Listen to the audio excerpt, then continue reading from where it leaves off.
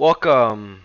This is the IM1 Honors MVP 1.5 homework solution for the date of August 28th. Here we are. The first part is the ready. And it asks us, the same sequence is shown in both the table and graph format. Indicate on the table where you see the rate of change of the sequence, then draw on the graph where you see the rate of change. I just would like you to know that the table rate of change is for every single one n. The f of n increases by 1. And the graph rate of change is the y changes up by 2 for every single 1 unit in the x. And I'm gonna drop off paint, okay, for you to see that. All right, so let me grab a pen for you here. Notice, right? This is plus 1. This is going to be plus 3. Okay, that is why I said here for every 1n, the f of n increases by 3. And likewise for this one, the y goes up by 1, so no, by 2. So 1, 2, 3. Oh, it looks like this is 3. Okay, so this should be changed to 3. 1, 2, 3 for every single, right? 1 to the left. Wait, 1, 2. Oh, and this should be 2. Wait, hold on. It should be 1. Yeah. So look, it's 1, 2, 3. So that's plus 3. And this one is just 1. So this is just plus 1. So that should be right. The y changes up by 3 for every single 1 unit change in the x. Okay, so make sure, you see, even I made that mistake. Make sure you count it with your pen. Don't eyeball it. Move your pen on it. Okay, that's how you make sure it's correct. Good? The next one. Here, the table's rate of change is for every single 1n. The f of n decreases by 2. And the graph is the y changes down 2 units for every single 1 unit in the x direction. Alright, let's see if this is correct. So for every single 1x, right, this is plus 1. The f of n, right, from 13 to 11, you minus 2. Okay, good, right? From 2 to 3, that's 1. From 11 to 9, that's a minus 2. Okay, so that is correct. For every single 1n, the fn decreases by 2. Here, goes down 1, 2. So this is negative 2. And 1 across, plus 1. Okay, that's exactly what it says here. The y changes down 2 for every single 1 unit change in the x. Alright, the next one. Number 5. The table rate of change is for every single 1n. The f of n decreases by 5. The graph rate of change is the y changes down by 5 units for every single 1 unit change in the x. Let's see if that is correct. So 1n will have to be negative 5. Right? For every single 1n, the f of n decreases by 5. That is correct. Okay. For this one, 1, 2, 3, 4, 5. So that is a minus 5. And 1 over in the x direction, which is plus 1 in the x direction. Perfect. The y changes down by 5 for every single 1 unit change in the x. Number 4, the table rate of change is for every single 1n. The f of n increases by 4. The graph rate of change, the y changes up by 4 for every single 1 unit change in the x. Let's see if that is correct. Grab the image. Okay. Alright. So, this is going up by plus 1. And this is going to go up by plus 4. Is that correct? For every single 1n, the f of n increases by 4. That seems correct. And let's do the graph one. 1, 2, 3, 4. So that's plus 4 here. And it is 1, so plus 1. Right? So the y changes up by 4 for every single 1 unit changing the x. That looks right. Good. Next, the stat here.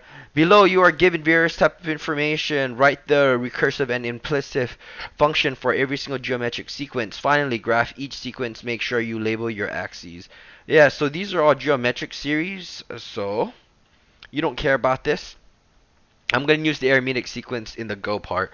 But for the geometric sequence, we have the recursive equation here and the implicit equation here. Okay, formulas here. And they're both in function notation. Okay, remember R right here stands for the common ratio. F of 1 here stands for the first term. Alright. Remember in class I went over how we got the equation. I won't be explaining in detail here how we got the equation, but how to apply it. Okay. So here I was given this information of the sequence for number 5, 2, 4, 8, and 16. That was the sequence. Okay. So what I did was I decided to make a table of values, okay, x for x and y, okay. You could make of n to f of n, okay. For the 0 term it was 0. The first term was 2, that is 2 in the first term. The second term in the sequence is 4, so 2, 4. The third term is 8. The fourth term is 16, right? I wrote it right here, okay. So again, so from 0 to 2. Right? It's going up by 2. 2 to 4 is 2. It's going from 2 to 4, you're multiplying by 2. From 4 to 8, you're multiplying by 2. From 8 to 16, you're still multiplying by 2. Right? The common ratio here is 2. It's geometric. So you're going to use the recursive formula for the geometric series, which is f of n is equal to r times f of n minus 1. So I plug in 2 because 2 is the common ratio for this. You plug that in. So the function is f of n is equal to 2 times f parentheses n minus 1. The explicit is written in f of 1 times r to the power n minus 1. I write the equation and I make the substitution. The first term here, first term, right, f of n of 1 is equal to 2. That is how I got the 2 right here. Okay, the first value or the first term in the sequence is 2. Same thing here. The first term is 2. That's how I got 2 here. R is the common ratio. That was in red. Right? And you just plug that in. Good? Alright, I'm going to show you how I'm going to grab this in Excel. So here's the chart. And I'm gonna put the values into an Excel sheet. So 0. So this is x, right? And this is y. For my x value is 0, 0. The next one is 1, 2, 2, 2, 4, 3, 8, 4, 16. Okay. I highlight the x and the y column. Okay. Insert. I want a scatter plot. Boom. There you go. That is the graph for this. Okay, so I could even grab this here. Copy. Right. Perfect. Delete.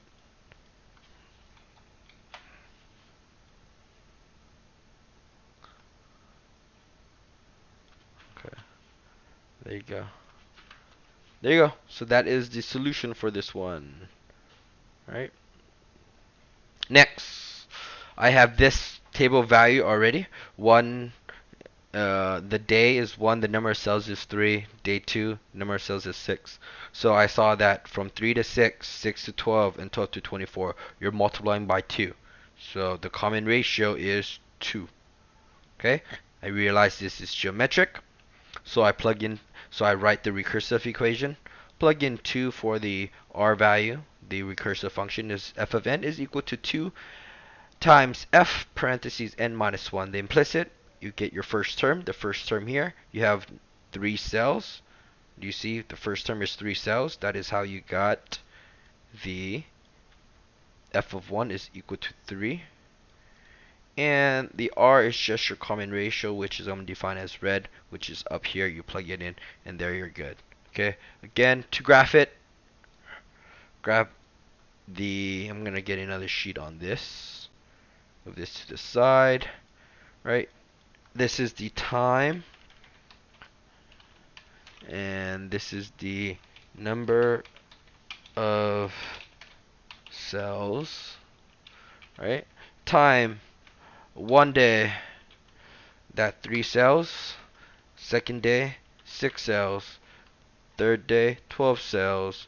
Fourth day, 24 cells. Okay. Highlight the X and the Y column. Insert scatter plot. There you go. You see how it should curve? Okay, because it's geometric. Right? It's not a linear equation. Copy.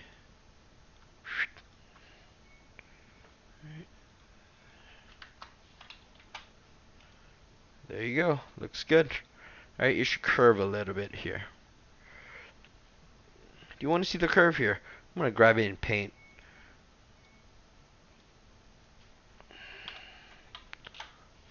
Let's see. Hopefully you could see it. So, if it's linear, it will look something like this. I could even make it red. You see? It should look something like this. You see how it's not linear? It curves. So, it's more like... You see how it's curving like this? See, it's curving. Alright. That's why it's non-linear. That makes sense because a geometric function is non-linear. 7. Claire has 300 in an account. She decides she is going to take out half of what she is left in there at the end of the month. The common ratio is 1/2, so it's geometric because she's taking out half every single month, right? That is multiplying by 1/2 or dividing by 2. To make my life easier, I put everything in a chart, right? So, new sheet. So this can be month, and this can be the money in her accounts. Alright, so we start with 300 at the first month, at the 0 month. She has 300. At the first month, she has half of that, so that's 150. Remember, these are in dollars. At the second month, she takes out half, which is going to be 75. Right after 75, half the third month is going to be $37.50. Fourth month, it's going to be $18.75. Okay, there you go. You should see that the common ratio is 1/2 again because exactly like what she says here, takes out half of what's left. Right, so 1/2 is common ratio. I'm going to make that red. Write the formula, drop it in for R. Alright, 1/2 function of n minus 1. The implicit, you have to find your first term. The first term is right here. Right, first month, $150. That is why I put $150 right here.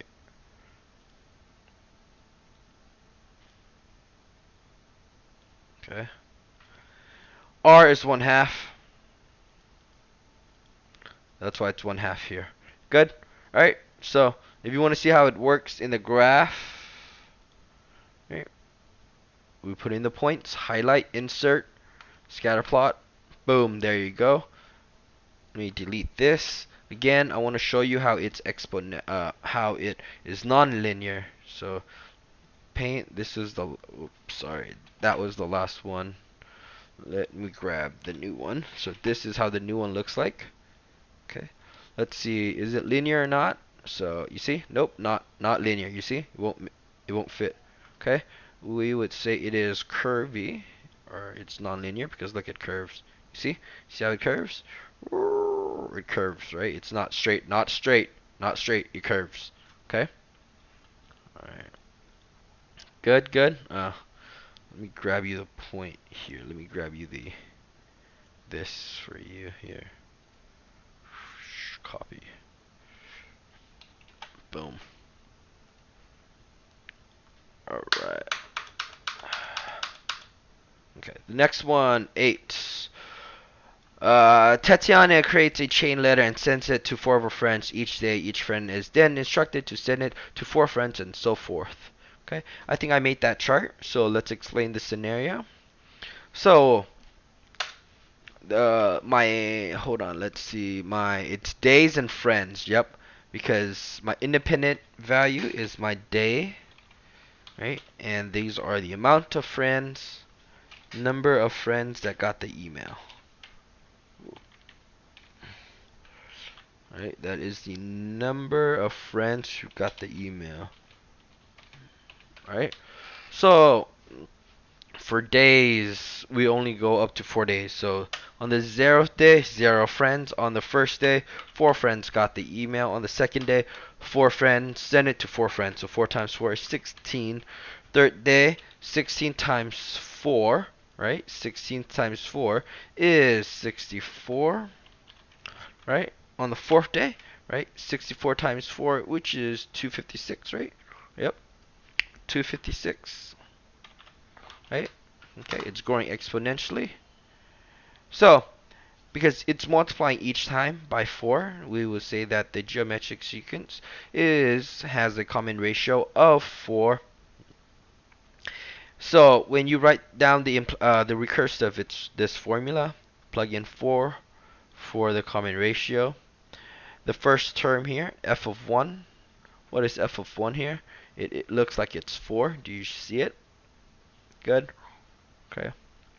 So that's why f of 1 here, it is 4. Make that blue so you can see it. Blue because that is f of 1. R is red. Right, that is the value of 4. Okay? There you go. If you would like to see it graph, you see how I wrote the points. I label the points. I highlight the X column and the Y column, or the input and the output. Go to insert, scatter plot, hit scatter plot. Boom, there's my graph. Grab my graph, paste it in here, and I should be all set. Okay, again, I might be, boring you, but I want to make sure that you see that it is not linear. So let me paste the graph, right? And show you how it's non-linear. Linear means it should be straight. You see? I could move it. Nope, nope, nope, nope. Not linear. Okay. Let's do it as a line. Whoop. Perfect. You see? Perfectly curves. Right? Exponential. Good. Here's the go part. Go says, below you are given various types of information. Write the recursive and explicit function for each arithmetic sequence. Make sure you understand that this is an arithmetic sequence. Finally, graph each sequence. Make sure you carefully label your axes. Here, I look at it, 2, 4, 6, 8. It has a common difference of 2. How do I know it has a common difference of 2? 4 subtract 2 is 2. 6 subtract 4 is 2. 8 subtract 6 is 2. Alright, write down the recursive equation, which is f of n is equal to d plus f n minus 1. 2 is the common difference, which is given out, and we got that above here. Write the implicit formula. So I'm looking at the first term. The first term here in the first sequence is 2. That's why it's 2 here. Make that blue so you could understand the color coding. Blue, blue. F of n minus 1, right? The common difference, which is red, is in, which is 2 as well, right? Okay, good. What I did was I just decided to, again, put it into Excel and got this graph, so it should look like this. Again, remember, this is an arithmetic sequence, so it should be linear. Let's see if that is correct. It should be linear, right? It should be linear. Let's see if that is correct. Oh, nope, sorry, wrong one. Copy.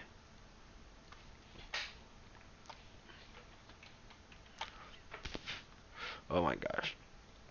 Copy.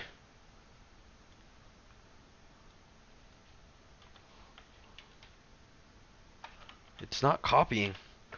Ugh. Copy. Let's see if this works this time. Oh my gosh.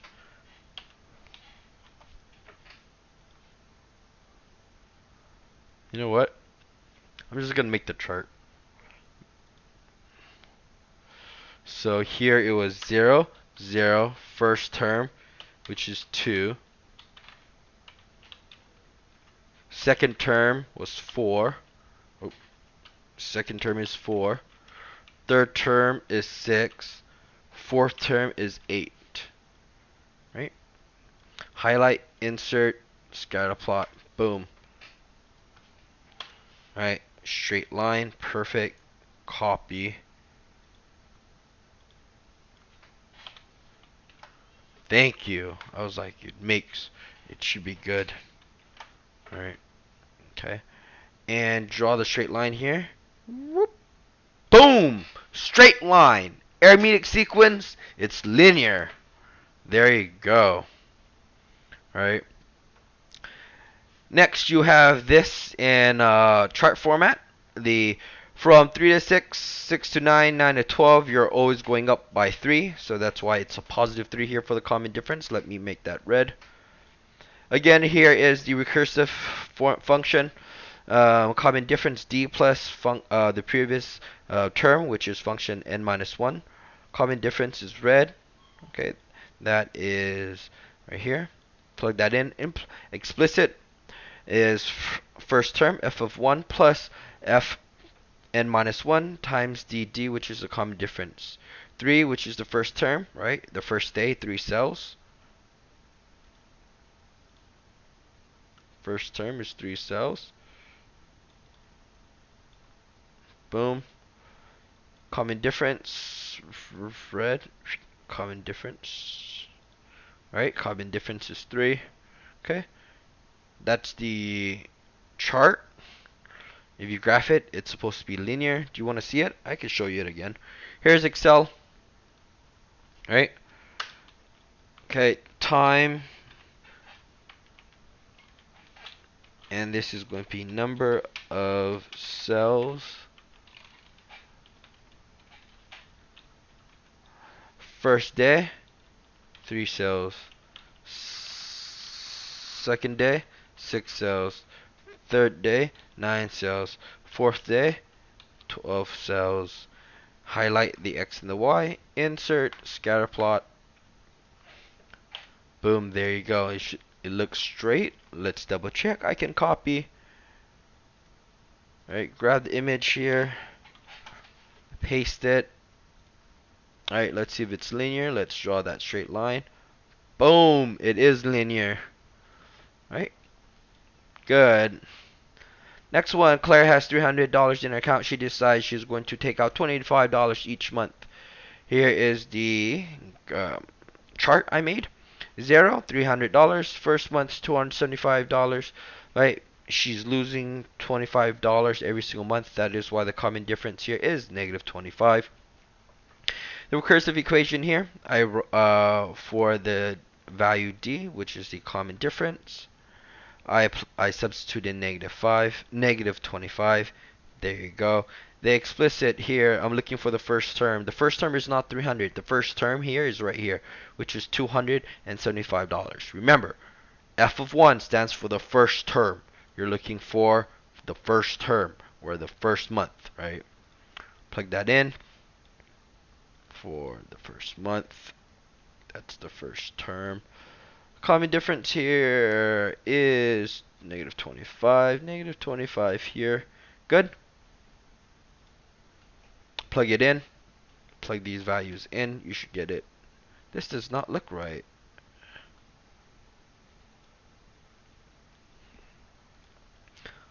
I'm gonna open up another sheet. 0 month, $300. First month, 200. Right? Use $275 because she withdrew $25. Second month, $250. Third month, $225. Fourth month, $200. highlight, insert, scatter plot, boom, delete. It should look like this. This is wrong. Right. It should look something like this. Right. It should be going down from 300 to 50. Wait, no, 275, 250. Right here, the first point. One. I think it's hard for you to see it. Let me see. Let me see if I can see make it bigger. Do you see it now? Uh, does it show the first point? Yeah. Do you see the first point? 1, 275. Yeah. Okay. And that is also linear as well. Okay. Next. 13. Each day, Tatiana decides to do something nice for two strangers. What is the relationship between the number of people helped each day? So, 0 day, 0 people help. First day, 2 people help. Second day, 4 people help. Third day, 6 people help. Fourth day, 8 people help. This is people help in total. Okay? Right? Because every single day it's 2. That's why the common difference here, it is a positive 2, right? The recursive function f of n is equal to common difference d plus function of n minus 1. Okay, I get that from the chart, and you substitute it right into the formula. Implicit f of 1, which is the first day. First day, how many people did she help? Looks like 2. That's why I add 2 here. For the f of 1, common difference here was red, which was 2 as well. Just a substitution. There you go. Plug into the equation. First day she did not. First day she did not. She helped 2. This graph is wrong too. Ugh, bad. Alright, let's just remake the chart. So grab Excel. Right, this is days. This is people. Help in total. Okay. 0 day, 0 people help. First day, 2 people help.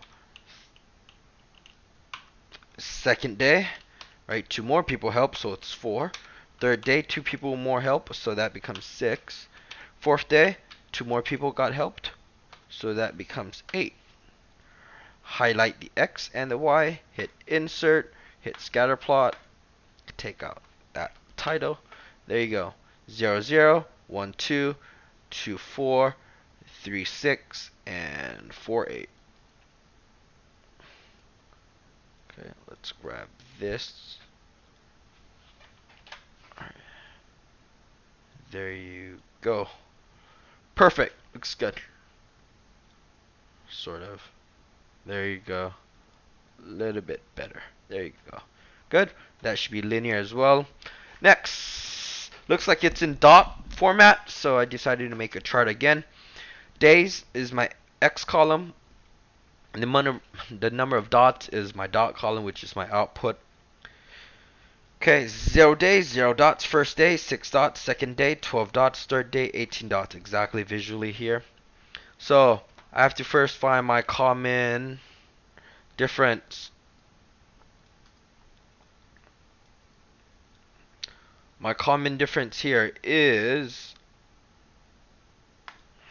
common difference here 0 to 6, 6 to 12, 12 to 18, right? It's going up by 6 each time, right? That is why the common difference here is 6. So you plug 6 in for the common difference variable, which is d. The recursive is function of n is equal to 6 plus f parentheses n minus 1. The explicit, you look for the first term, which is in blue. The first term here is 6. That's why it's 6 here. Common difference here is 6. Good. 6 here as well. There you go.